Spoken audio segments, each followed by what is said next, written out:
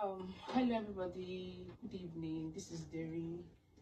Today I'll be teaching you how to draft your hip pad, the correct measurements you need to get your hip pad, your materials, everything you'll be needing to make the hip pad. So for this, we'll be needing our foam. This foam you can get it at any those people that do upholstery, you can get it from them. I'll be using a size of 1.5 inch. You can use 1 inch and you can use more than that if you want, but for me I use 1.5 inch for my pad to get it. Then what else do you need? You'll be needing your pencil, your pattern paper, your ruler, your scissors, needle and thread, then pasting. We'll be using this for our hip pad, so just follow us through the process. Thank you. That is, you take your measurement from your waistline down to your above knee line. Be it you are sewing a straight gown or you are sewing a mermaid dress or something, just get your measurement from your waistline down to your from waist. Take your measurement from the waist to your above knee. Make sure you are above the knee, like above that folding part of your leg. So for my client, I have 19 inches. 19 inches from our waist to our above knee. Please show the 19 inches. This is 19 inches. So after taking that measurement, I'll bring out my waistline. This is my waistline. Then from your waistline, you come down by 4 inch. From the waistline, just come down by 4 inch. That 4 inch, just rule it out. I have not taken the round measurement. Please don't get me wrong. I only took it from here down to this place. This is my waistline. This is the 4 inch after the waistline. Then you take your hip line as well. From my waist to the hip line is 9 inch for my client. You can see I have the 9 inch here. Please, when you're taking these measurements, don't add any sewing allowance to it. Make sure you're not adding any sewing allowance to what you are taking. So you just take it from your waistline to your hip line. This is 9 inch. Don't forget, this is the 4 inch I said you come down from. Then this is your 9 inch from the waistline. Then after that one, you take another measurement from your hip line to your underbutt line. There's you have some people take their measurement like they take it on their customer bodies, but I have a standard measurement that I use. For all these things. So the standard measurement I use is from my hip line to my underbutt is 4 inch, and it works for all my clients. It works for every of the dresses I've been making. So from your hip line, you take the 4 inch, just measure 4 inch after your hip line again. That's your underbutt. Then from the down part, down part of your drafting, which is the knee line, that knee line, you come upward by 2 inches. Come upward by 2 inches. Come upward by 2 inches. That's when we have all these lines. Then after that one, to get the midpoint of your hip pad, you look for your breast bust point, your bust space. Your bust space. That is what you will use here. You know, don't forget this is our waistline. So for your bust space, my customer's bust space is 7. Don't forget, as you all know, we divide our bust space by 2. So our bust space is 7, which means divided by 2 will be 3.5. So from the midpoint, I'll measure 3.5. From the midpoint, this is the midpoint. I'll measure 3.5. That 3.5, I'll measure it on the hip line. The 3.5, I'll measure it on the hip line. This is my hip line, so I'm measuring the 3.5. Now from this 3.5, that is where I will make all my connections. After measuring this, just mark it, place a mark there. Then the next thing you are going to do is take your round hip measurement, your round waist, and connect all those lines together. So for my customer, I'm using 28 for a round waist. 28 divided by 4 is 7. So I will mark out the 7, exactly the 7.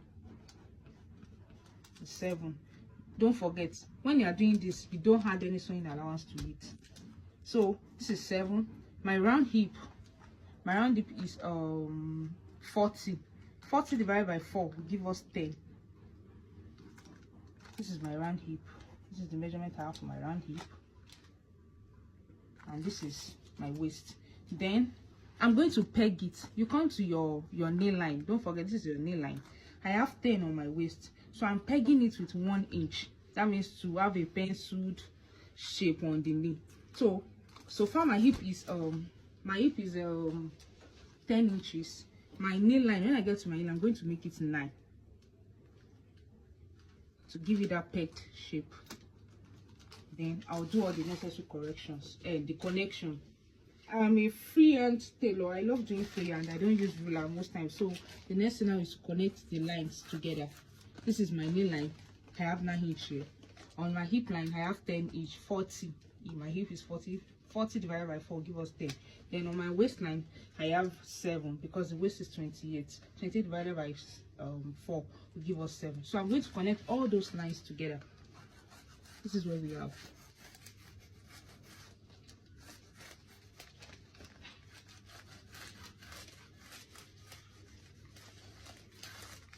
So here we are. This is our basic skirt. These are basic skirt design. So the next thing is to cut it out.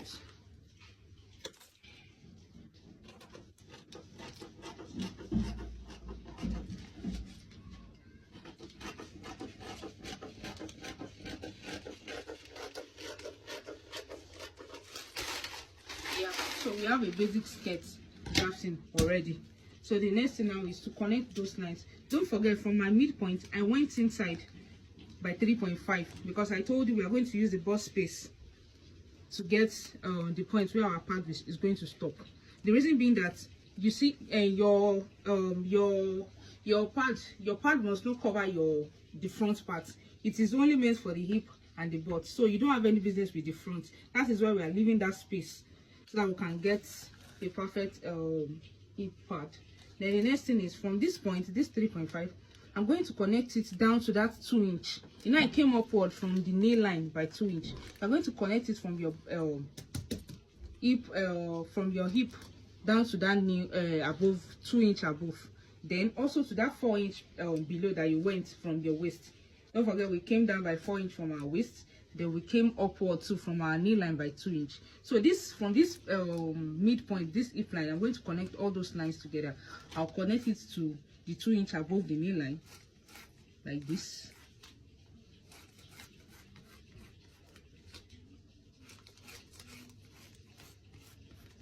Don't forget, I'm a freehand tailor. I prefer using freehand to pattern, to using rulers and go.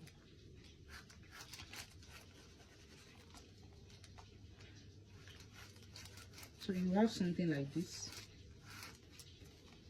for your front part. You should have something like this. I need the razors. You should have something like this shape for your front part.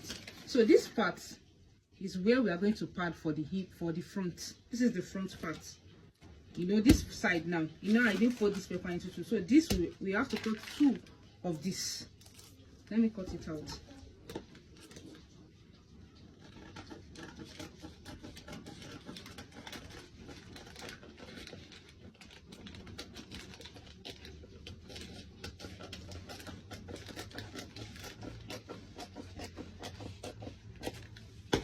So this is what we need for this. So for the back view, this is what the back view of a basic skirt. This is what the back view of a basic skirt will look like.